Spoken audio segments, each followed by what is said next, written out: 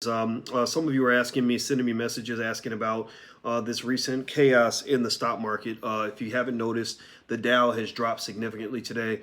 Those of you who are in my stock market class in the Black Business School, I'm sure you have lots of questions. And so what I'm going to do is I'm actually going to host some special sessions this week with you guys that are in the class to kind of talk in detail about some of what's going on here and some of what I'm seeing. So what I'm going to do is I'm actually going to read to you some of the reports about the stock market decline and give you some perspective and some context. If you have specific questions about how to invest and things like that, you can learn that. Go to theblackbusinessschool.com, THE, that's theblackbusinessschool.com. We have representatives right there on the line that can talk to you about your personal wealth plan and your economic journey and your goals that you have, things like that. Hello, Hannah and Me Time, Candle and Carol and DDS and Champion of Truth and Logic. Yeah, the market dropped today a lot, 600 points. It's a pretty big dip. Some of you lost money. If you are an investor, let me know, did you make money today or did you lose money today? Give me an answer in the chat. Let me know how you're doing. Here's what it says on CNN Money. The Dow and broader stock, the Dow and the broader stock market are flashing deep red on Wednesday. Worries about the health of the U.S. economy have gripped investors after a worse than expected report on America's manufacturing sector through markets Tuesday. The Dow and the S&P 500 recorded their worst day in more than 5 weeks in response, and Wednesday isn't shaping up to be any better. So effectively, so it looks to me like Tuesday was a bad day. Well, actually, that is what happened. I was there Tuesday, and Wednesday's a bad day, and so we're having a couple of bad days in a row. A lot of it having to do with these manufacturing reports. When they say the manufacturing report was worse than expected, that means a lot. That says a lot because expectations are really what matters when it comes to stock market valuations. There are two things that matter. One is information, one is expectations. Information means that information about companies, about the economy, etc., that tends to move stock market prices. Expectations also matter as well for two reasons. One, as your expectations improve, then prices will go up. If we expect to make more money, then prices will go up for the particular asset that you're thinking about buying. But then also what happens is there's a day of reckoning where the expectation is compared to the realization. So expectations are kind of like what Bill Clinton was to Barack Obama. Bill Clinton wasn't the real black president. He was just the closest thing we had to a black president. And then Obama comes along, and that was the real black president, right? So expectations are the thing that you have that tells you what you expect reality to be, but then reality comes, and then you start comparing reality to the expectations. So if a company or some sort of manufacturing report misses expectations, then you have what is called a price correction. The price adjusts as a result of whether or not we hit the expectation, missed it, or went above it, or whatever the case may be. And so effectively what they're saying is that the manufacturing report did not meet expectations, which caused a price correction. Now, price correction is not the same as a crash, though. You can call it a crash if you want, but really a crash, in a way, is kind of a funny thing. It's like if you have a report that comes out and you don't meet the expectations, and then you have this big market decline, you could consider it a crash, but really it's sort of saying to you that you're now finding out the truth about what's really going on, and the truth did not match what you expected the truth to be. So you're losing money, kind of losing money, but some would argue that you're actually losing money that you didn't actually have in the first place because your expectations were here, but the reality was going to be here. So it's like if I have a girlfriend who says, I'm going to marry you and I'm going to love you forever, and then one day she says, I'm sorry, I'm sleeping with another guy, then, I could say, my God, I lost my girlfriend that day. It was terrible. That was the day I lost my girlfriend. But somebody else might say, well, actually, she was never your girlfriend in the first place. Do you follow me? Give me a yes or no if that logic makes any sense. I like to use analogies to help you understand investing. So that's kind of one of the fun things we do in class. So yeah, so some would say this is money that you never had in the first place. Well, what's going on, Stock Market Bill and Vanita and Travarius? Shout out the city that you're coming in from. Shout out your city. I like to see what cities you guys are coming from. And hit the thumbs up button. Please hit the thumbs up button. So let's keep going. All right, good. You guys got the analogy. Perfect. All right. That means I'm teaching. Excellent. Awesome. All right. So here's the deal. It looks like I'm reading here. They said, I think that yesterday's U.S. manufacturing report was a game changer, said Fawad Razaqzada. Wow, that is a hell of a name. His name is spelled Razaqzada. That is, I'm going to have to practice saying that name. He's a technical analyst at Forex.com. And actually, by the way, in the Black Business School, we just added a Forex class. We're going to launch that in about the next week and a half once we work out some technical difficulties. So if you're interested in Forex, the Black Business School teaches Forex now. Tuesday's report by the Institute of Supply Management showed America's manufacturing sector contracted for a second month in a row in September. The index, which measures month-to-month changes in industry, dropped to its lowest level since June 2009. So that's not good, right? June 2009, that was pretty bad. It's a pretty bad time for the market. That means that we might be heading into a recession. Recessions are not the end of the world. You actually have, ups and downs in the market. That's kind of what happens. It's not, you can't stay on high forever. You can't stay at the top of your game forever. You're going to have bad days, and it's okay. Is somebody in here from Sweden? Did I see Sweden? Let's see here. Wait, maybe I. Here we go. Stockholm, Sweden, says Liao. All right, that's awesome. California, Chicago, Providence in the house, says Jamal. All right, Brooklyn, Mallory. I can't wait to get back to Brooklyn. I love the people in Brooklyn, by the way. Just want to say that. So up until now, the U.S. manufacturing and other sectors of the economy had remained resilient despite weaknesses in the economic regions like the Eurozone and China. But now investors are worried that the largest economy has also caught a cold. It's in more disappointing data, private payrolls for September undercut expectations. Again, that's the comparison to expectations. Everything's relative. Earlier Wednesday, the report also sharply revised the August numbers down, which is adding some nervous tensions ahead of Friday's U.S. jobs report. So far, American consumers have kept the economy roaring, in part because the country is near full employment. Should this change, GDP growth could get hit. So the U.S. economy, one of the great strengths under the Trump economy, which I'm sure he's happy to tell you about, is that, we've reached pretty much what they call full employment, which means, pretty much everybody who wants a job can have a job. Jobs are everywhere, right? Black unemployment actually is lower than it's ever been. I'm not satisfied with that because I'd like for black wealth and black ownership to be higher than it's ever been. I want black people running businesses, not just working for businesses. But, for that, to that point though, and no one will ever want to give Trump credit for this. But if he were black, people would be happy to give him credit for this. If he were Obama, they'd give him all the credit. But because he's Trump, they give him none of the credit, which is fine. I don't care. Politics doesn't matter. It doesn't mean that a whole lot to me. But, right now, black unemployment is pretty strong. White unemployment is great. Consumer spending is solid. Consumer spending drives a lot of the economy. The problem with consumer spending, though, is that consumer spending, I would argue, is heavily linked toward consumer confidence. If consumers don't feel good about the economic future, they're not going to spend more money, right?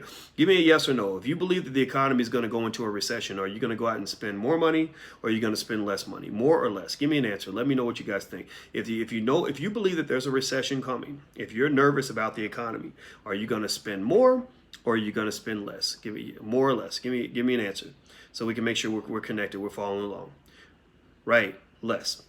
If you're an investor, if you have a business and you're thinking about hiring employees, you're thinking about making investments, and you think the economy is going to go south, are you going to invest more, or are you going to invest less? Are you going to hire more people and get more people on your payroll, or fewer people on your payroll if you think the economy is going to go south, right? Well, the answer is less, fewer. You're going to invest less because you're worried about the future, right? If you're a bank and you think that there's a recession coming, are banks going to lend more money, or are they going to lend less money? Are they going to help out more small entrepreneurs, or are they going to help out fewer so they can hold on to their money and protect themselves in case the economy goes bad? Right? When there's a fear, you see, fear is a big deal. Roosevelt once said that the only thing we have to fear is fear itself, and he was actually correct when he made that statement, because fear and psychology are heavy drivers of economic activity. So if I fear you, and I don't trust you, then I don't do business with you. I don't let you have access to my wealth. I don't loan you money if I fear you or if I don't trust you.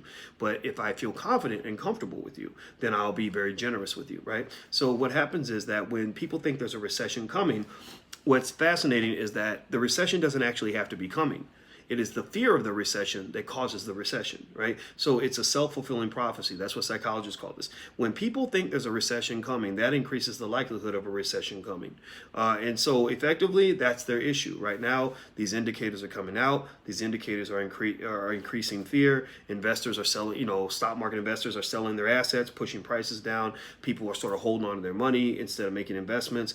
Consumers don't want to spend, so everybody's scared. It's kind of like black love in relationships. We made our film. We have a film division. We made the film The Black Love Blueprint, and I explained that in order for black love and the black community to flourish, we must get rid of the lack of trust that we have in each other. We must stop fearing one another. We must grow beyond that so we can have confidence and trust with one another, because trust is the only thing that will drive love. You can't love somebody if you don't trust them, because you're always scared they're going to hurt you, right?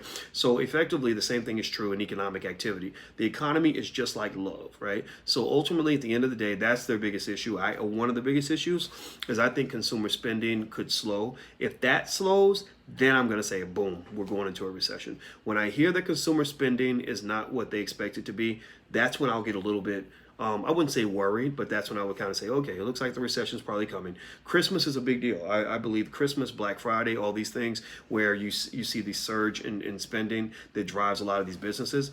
I'm going to watch those numbers pretty carefully, because if we don't have good spending over Christmas, then that will tell me that we're probably closer to a recession than we expect, which could be a big problem for Donald Trump, because Donald Trump is not only dealing with the impeachment hearings or potential impeachment inquiry, whatever the hell they're doing in Congress, he's also going to deal with a declining economy, which could hurt his re-election prospects.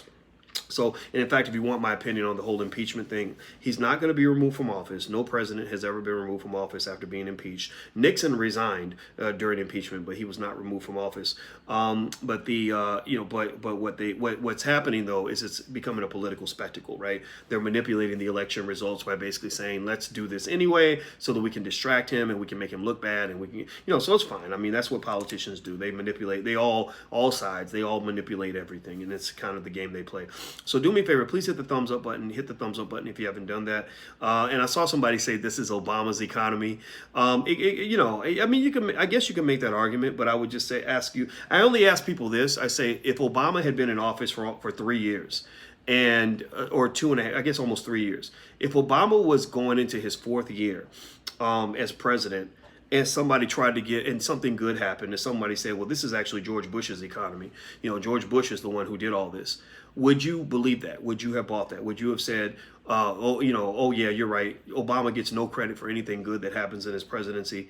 I don't think you'd say that, right? Or let's say something bad is happening during the Trump presidency.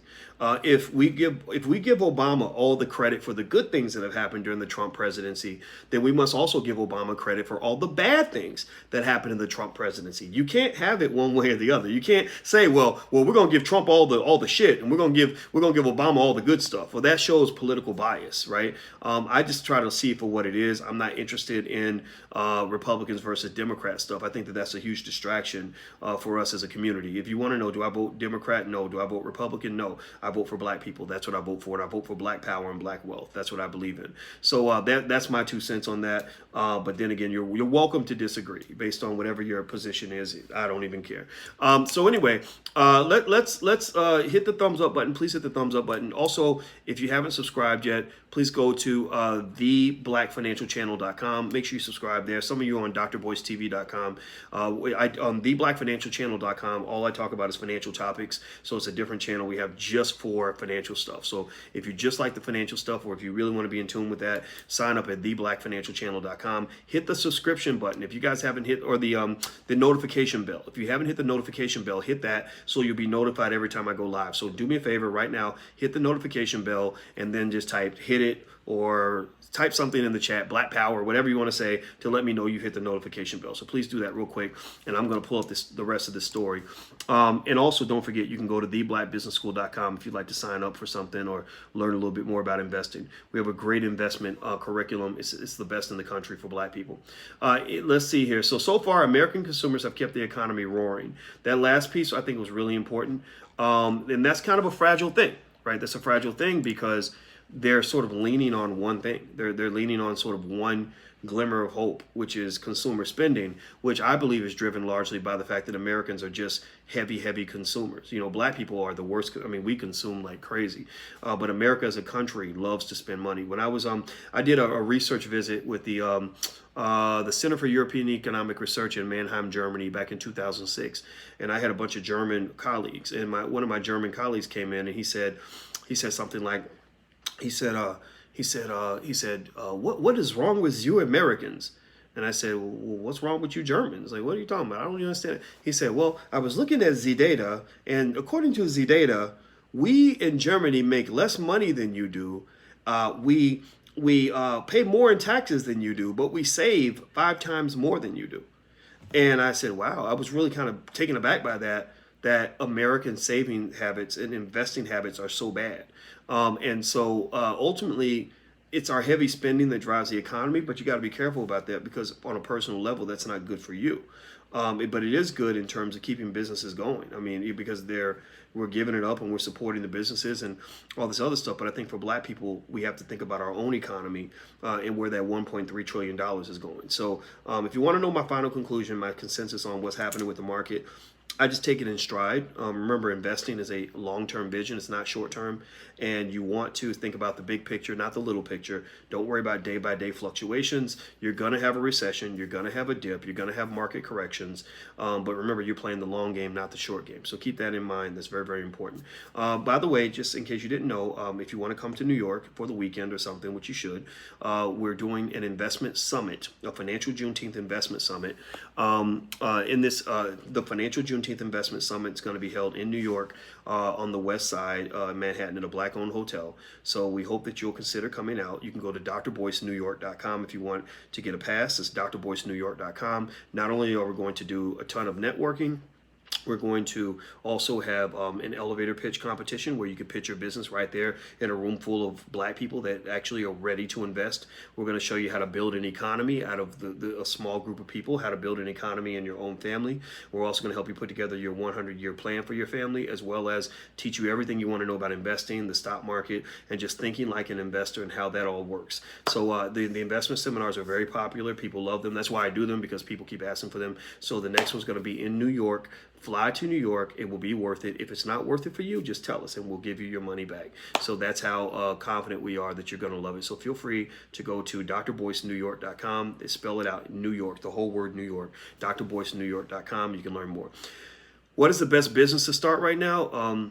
Well, I think businesses with low overhead are very, very good.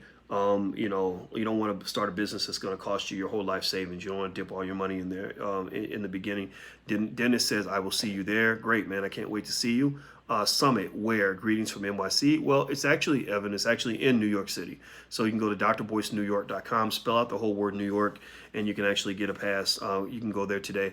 Let's see here. Who does a recession hurt the most? The middle class. Well, the recession's kind of hurt everybody.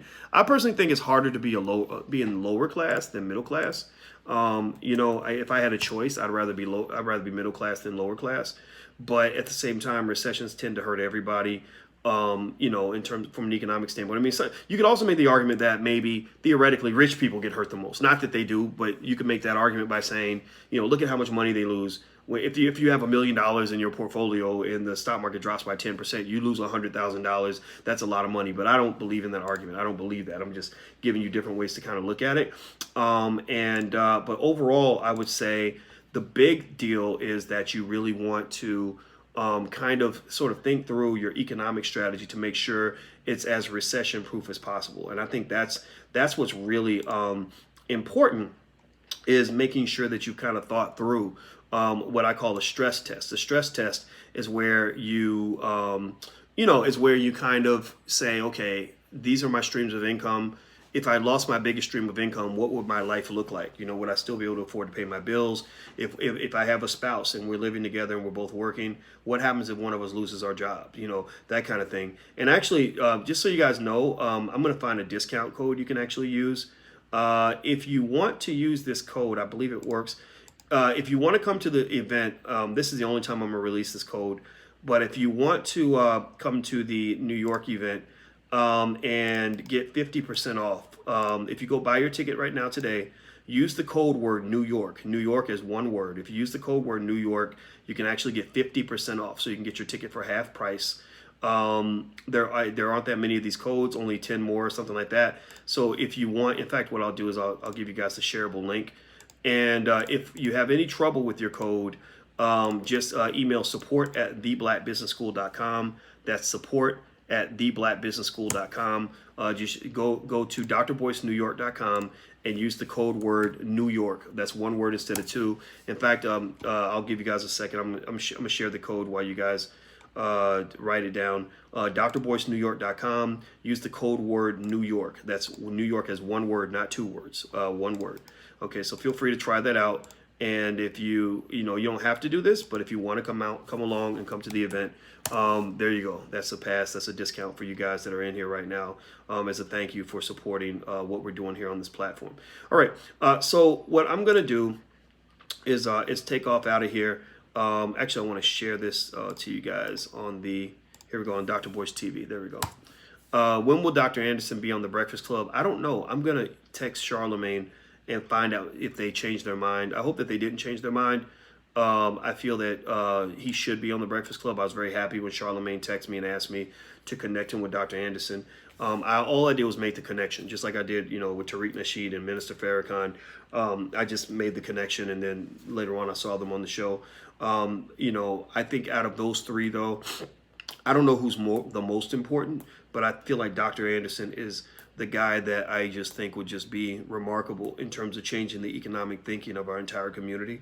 So I'm all for Dr. Anderson. I'm all for Powernomics. I'm all for Black wealth building. And I think we have our solution. We have our solution. Our solution is very basic.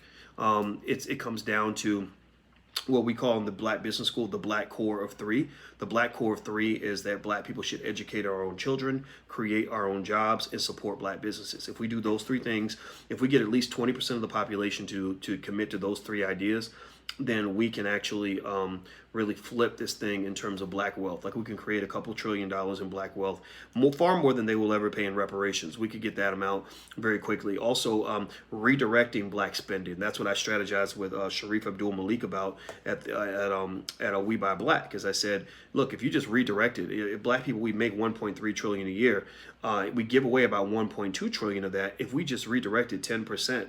Just 10% of that 1.2 trillion, that's 120 billion coming back into the community. And if that money circulates, say 4 times, then you're really talking about, $500, $500 billion in extra wealth being created every year. That's enough to create thousands of millionaires, a few billionaires, and thousands of jobs if we have job creators in the community. So there are processes that we have in place. The economic scientists, that I know really have good ideas, and I really think that we can do this thing. And it doesn't matter. The thing is, though, I don't think you should wait for the whole community to get behind you. I think you should go ahead and just start moving with your own family. All these principles that we lay out to you for the whole community are principles that can actually be applied in your own family. So if you want to know the focus that we have when we do our Black Wealth seminars in New York, or the one we're going to do in New York on October 27th, most of what we focus on are things that you can implement on your own, that you can implement with your family. You don't have to wait for 40 million Black people to all get on the same page, because that may take 150 years, honestly, because Black people are so all over the place. We're being inundated with so much toxic media that's teaching people to go in the wrong direction, that there's only a small percentage of us that actually really kind of get it and are willing to make the sacrifices necessary to get there. So that's who I'm speaking. That's who I'm speaking to. Thank you, moderator. Got the date, location, and time. Smiling. See you there, Dr. Boyce. All right, Evan. Let me give you the date and location one more time of the seminar. It's going to be in New York City on October 27th. If you go to drboycenewyork.com, spell out the whole word New York, drboycenewyork.com, you can find out more information about the specific hotel, specific address. At that point, you can buy your pass. Use the code word New York, spell out the word New York, one word, not two words. New York is one word, and you can get 50% off. That pass, there aren't that many passes at a discount. So if you order now, though, you'll get it. But if you order it later, it won't be available. Okay, so feel free to go do that. And I guarantee you're going to love it. If you're not happy, we'll give you your money back. If you don't live in New York, I suggest you fly in. I know you're going to be happy that you did it. I know it, because I know how happy our students are when they leave. Okay, so anyway, I'm going to go, guys, hit the thumbs up button, share, and subscribe button. And those of you who don't want to come to New York or can't come to New York, that's okay too. You can go to theblackbusinessschool.com. Right now, there are reps waiting on the line to talk to you about your dreams, your hopes, your business, your personal financial plan, whatever it is you're trying to do. We can help you with that. And we're pretty well equipped to do all the things that you need in order for your family to get ahead. So take care, guys. Have a good day, and be patient with your investments. I mean, you're going to have bad days. It is what it is. All right, guys. I'll see you soon. Talk to you later. Peace.